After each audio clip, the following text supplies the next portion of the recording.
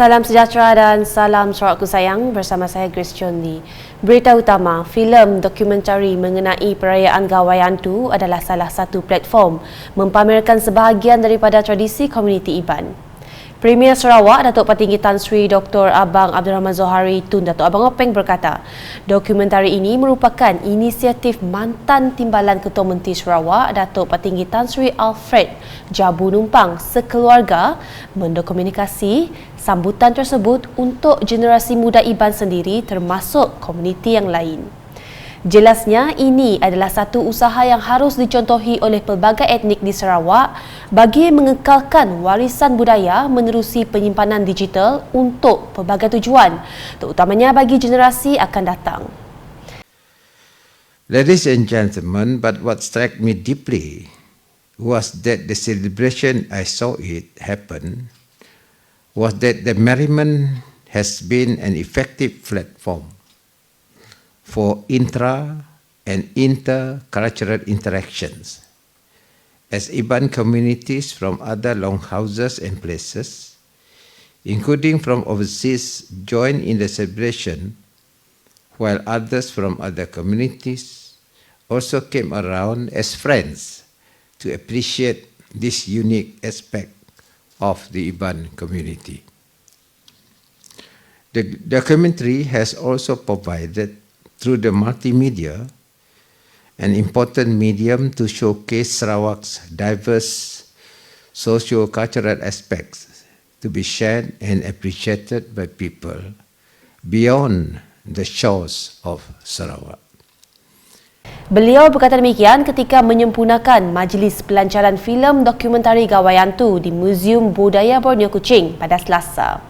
Premier Sarawak menambah, dokumentasi itu juga adalah sebahagian daripada pengalaman beliau dan isteri Puan Sri Dato' Amar Jomani Tun Tuanku Bujang yang dijemput ke perayaan Gawaian Tu di Gensurai Laya, Betong pada 22 Disember 2018. This documentary to me served to refresh my own memory with an unforgettable experience when my wife and I were invited to the Gawaian Tu at Gensurai Laya Longhouse in Betong on 22nd December 2018. I can remember vividly that there was a large and joyous crowd of few thousand people attending the ceremony.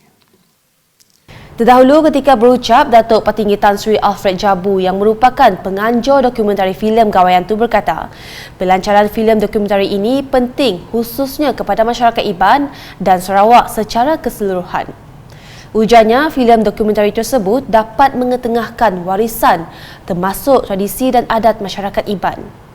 Katanya lagi, ia juga melambangkan penghargaan yang tulus daripada Kerajaan Gabungan Parti Sarawak GPS terhadap sumbangan sosio-budaya pelbagai masyarakat. The launching of this documentary film on Gawaian Tu by Yang Amat Berhormat Datuk Patinggi Tan Sri Premier is a very important landmark, especially to the Iban community and to Sarawak as a whole.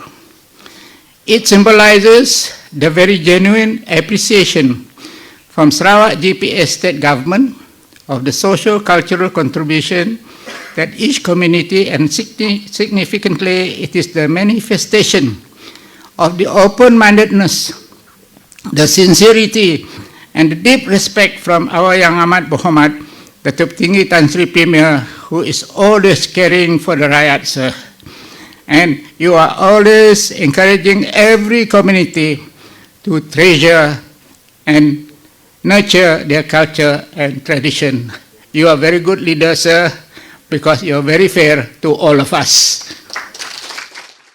Laporan seterusnya, jumlah nilai dagangan antara Sarawak dengan negara India telah mencecah RM9.933 bilion pada tahun 2021. Difahamkan jumlah tersebut merangkumi perdagangan ekspor minyak sawit dan petroleum selain produk yang diimport seperti bijih aluminium dan logam bukan ferus. Dalam pada itu, Timbalan Premier Sarawak Dato' Amar Awang Tengah Ali Hassan menegaskan masih terdapat banyak ruang untuk penambahan aktiviti perdagangan antara Sarawak dengan negara tersebut. Beliau turut mengalu-alukan syarikat-syarikat dari India untuk meneroka peluang pelaburan di Sarawak, khususnya dalam sektor ekonomi digital di mana negara tersebut mempunyai kepakaran yang berkaitan. Dato' Amar Awang Tengah berkata demikian dalam satu kenyataan media pada Selasa. Dahulu pada Isnin, Timbalan Premier Sarawak itu menerima kunjungan hormat daripada Pesuruh Jaya Tinggi India ke Malaysia, B.N. Reddy, di pejabat beliau di Wisma Sumber Alam Kuching. Pada kunjungan hormat tersebut, beliau serta Reddy telah bertukar idea dan pandangan berkenaan beberapa aspek yang boleh mewujudkan kolaborasi antara Sarawak dan negara India. Ia termasuk sektor digital dan semikonduktor, biopharmaceutical, pelancongan, pembinaan dan juga pertanian komersial. Sementara itu, golongan guru memainkan peranan penting dalam membangunkan para mahasiswa yang akan mewarisi kepimpinan negara pada masa akan datang. Menurut Menteri Komunikasi dan Multimedia Malaysia Tan Sri Datuk Sri Panglima Anwar Musa, institusi perguruan adalah asas kepada pembangunan masyarakat. Tak ada murid yang pandai kalau tak ada guru yang bijak. Betul tak? Dan para guru ini peranannya amat-amat penting. Kalau dah jadi guru, jadi cikgu, kadang-kadang kena pergi ke sekolah yang jauh-jauh menjadi guru. Tapi sanggup berkorban kerana itulah apa yang perlu kita lakukan untuk membangunkan negara kita. Sebelum daripada ini, kerajaan kita telah memilih untuk melabur kepada anak-anak muda, terutamanya melalui pendidikan. Ini satu langkah yang tepat dilakukan oleh kerajaan dan kita kekalkan sampai sekarang. Pelaburan terpenting adalah pelaburan kepada anda semua siswa-siswi, kerana anda yang bakal mewarisi negara kita. Beliau berkata demikian semasa berucap dalam majlis sesi pengagihan peranti siswa keluarga Malaysia di Institut Pendidikan Guru IPG Kampus Batu Lintang Kuching pada Selasa. Jelasnya lagi, IPG Kampus Batu Lintang merupakan IPG pertama di seluruh negara yang telah menerima peranti siswa dalam program ini. Dalam pada itu, Tan Sri Datuk Sri Panglima Anwar Musa ketika ditemui media berkata, sehingga semalam jumlah permohonan peranti siswa secara kumulatif telah mencecah sebanyak 350,000 permohonan. Permohonan peranti siswa secara kumulatif fasa 1 dan 2 yang sedang berjalan sudah pun mencecah 350,000 permohonan. Untuk memastikan para siswa-siswi dapat menerima peranti mereka dalam masa yang cepat, kita akan memproses serentak permohonan fasa 1 dan 2 dan melakukan roll out secara ongoing, mengaturkan program-program secara berterusan seluruh negara serentak untuk membuat penyampaian-penyampaian kepada mereka-mereka yang telah berjaya. Katanya lagi, kementeriannya mensasarkan sebanyak 80% peranti dapat disampaikan kepada semua mahasiswa IPG, Institusi Pengajian Tinggi Awam IPTA dan Institusi Pengajian Tinggi Swasta IPTS menjelang akhir bulan November ini. Justru, beliau berharap agar bantuan ini dapat dimanfaatkan sepenuhnya oleh para pelajar sepanjang proses pembelajaran serta menjadi pemangkin semangat untuk mereka belajar bersungguh-sungguh dalam mendapatkan keputusan yang cemerlang. Manakala pendidikan menerusi program robotik dapat meningkatkan pemikiran kreatif dan kritis dalam kalangan para pelajar. Menteri Pendidikan, Inovasi dan Pembangunan Bakat Sarawak Datuk Roland Sagahwi In berkata, ia membolehkan mereka memahami asas teknologi terkini. Dalam bidang pendidikan, pembelajaran program robotik kepada murid-murid membolehkan mereka menguasai bidang teknologi suatu hari kelak. Saya percaya bahawa pendidikan menggunakan robotik dapat memberi perhatian para murid untuk lebih cenderung ke arah pembelajaran secara kreatif, bersedia mengharungi cabaran baru supaya generasi ini tidak terpinggir dalam era globalisasi digital. Beliau berkata demikian semasa merasmikan Majlis Penyerahan Kit Robot Rero Micro 2022 di Dewan Sri Samarahan Institut Pendidikan Guru Kampus Tun Abdul Razak pada Isnin. Sebanyak 41 buah sekolah rendah dari sekitar daerah Samarahan telah menerima kit robot Rero Micro pada program tersebut. Sementara itu, Datuk Roland Sagah berkata bengkel pengekodan menggunakan komputer Raspberry Pi telah diadakan pada Julai dan Ogos 2022 untuk guru yang mengajar reka bentuk dan teknologi bagi sekolah yang menerima kit robot. Hal ini kerana kemajuan teknologi adalah pemacu transformasi bagi memastikan negara kekal berdaya saing dan mampu menghadapi cabaran serta perubahan pada masa hadapan. Dalam hal ini, persediaan masa depan dalam bidang pendidikan berasaskan industri revolusi 4.0 adalah amat perlu dan signifikan kepada generasi muda. Di Miri pula, laluan keluar tambahan di Hospital Miri akan dibuka untuk kegunaan awam dalam masa terdekat bagi mengurangkan masalah kesesakan lalu lintas yang berlaku di situ. Menteri Pengangkutan Sarawak, Datuk Seri Lee Kim Shin berkata, projek pembinaan laluan keluar yang baharu itu telah dimulakan pada bulan Julai lepas dan kini dalam peringkat akhir untuk kerja-kerja penerapan dan sentuhan akhir. I think because this is quite urgent, every day they're facing this traffic congestion within the hospital compound, the traffic flow, This will have to ease because, so that they can walk here, so that they don't have to come in and out from the same entrance. So this is an immediate measure. We have to reduce the traffic congestion and improve the traffic flow within the hospital premises. Beliau berkata demikian selepas meninjau perkembangan projek berkenaan berdekatan dengan Jalan Kuartus Guna Samar Persekutuan Miri pada Isnin. Datuk Seri Lee menjelaskan projek tersebut melibatkan kerjasama agensi seperti Jabatan Kerja Raya JKR dan Hospital Miri serta pihak Endaya Construction Sdn Berhad sebagai menjalankan tanggungjawab sosial korporat CSR untuk kebajikan orang awam. And of course, hospital has no budget, and we look at that. It's not that very budget. So we suggested at that time that to get to do it under the CSR, where the several agencies come together, like JKR will contribute the culvert, and also and the road maintenance contractor Endaya will contribute in the workmanship and also the road, and of course this will plus the hospital contractor they also help out with the machinery nearby to help.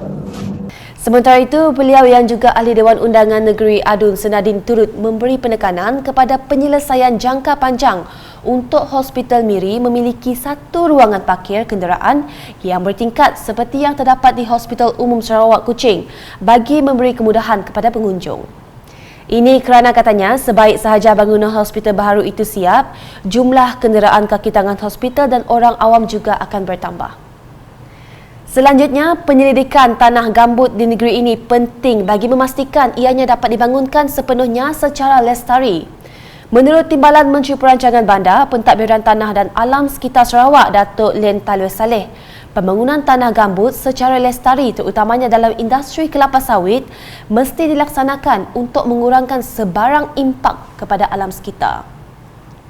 Dalam pada itu, jelasnya penyelidikan berkaitan perkara tersebut akan membantu menangkis sebarang kempen menentang industri kelapa sawit.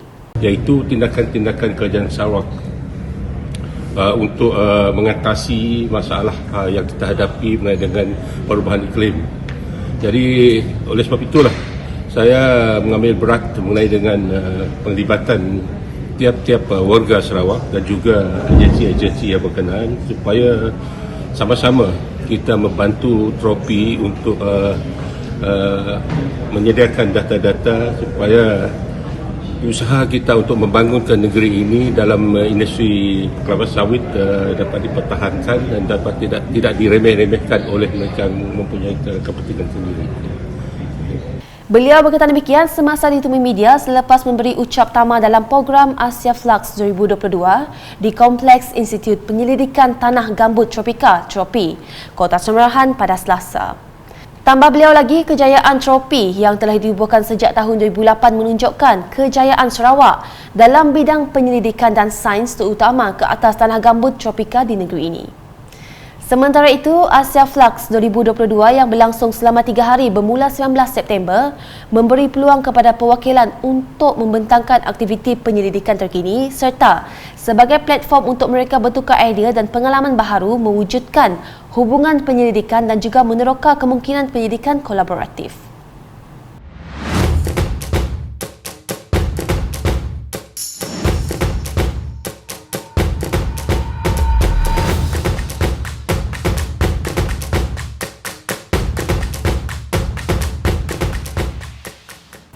Berita teruskan dengan perkembangan Sukan Malaysia Sukma ke-20 MSN 2022.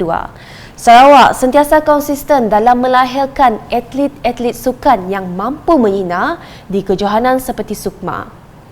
Timbalan Premier Sarawak, Datuk Seri Profesor Dr. Sim Kui Hian berkata, ini dicapai kerana Sarawak mempunyai persatuan sukan yang komited selain dilengkapi fasiliti sukan yang baik serta sokongan padu dari penaja. Means that we constantly need to groom young people. Yeah, and over the years, Sukma, Sarawak, even though the population is very small, but we consistently have a good standard. It comes around because it's a number of combinations of good sportsmen or sports lady. You have the organisation with the facilities. Facility. You also need organisation and persatuan and all those things. And also, of course, it must have the funding lah. Beliau berkata demikian semasa menyaksikan perlawanan akhir acara squash melibatkan atlet Sarawak di Pusat Squash Nasional Bukit Jalil pada Selasa.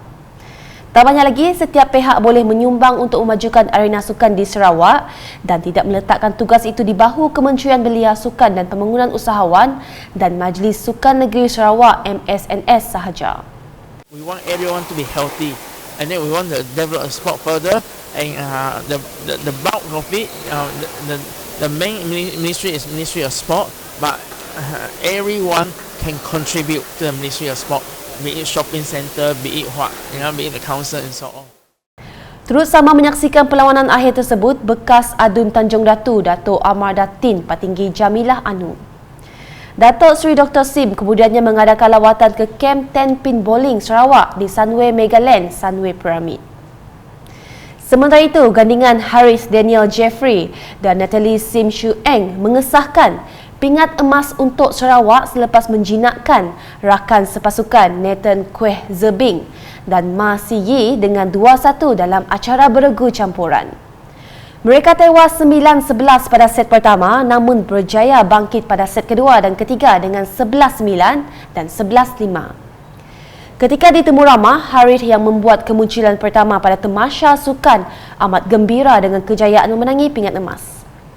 Our preparation was actually last minute because she studied in the US, so she had to come back just only last week. So we had a few training sessions before Sukma and I'm happy that we managed to pull it through. Sementara itu, Natalie yang turut beraksi pertama kali pada Sukma turut gembira kerana berjaya memenangi pingat emas. This is my first Sukma and very excited. And I hope my partner C can recover and play for women doubles. Natalie akan turun sekali lagi dalam aksi beregu wanita pada Rabu. Manakala gandingan Elvis Presley dan Jared Aiden menyumbang emas pertama Sarawak dalam acara terjun di Pusat Akuatik Nasional Bukit Jalil.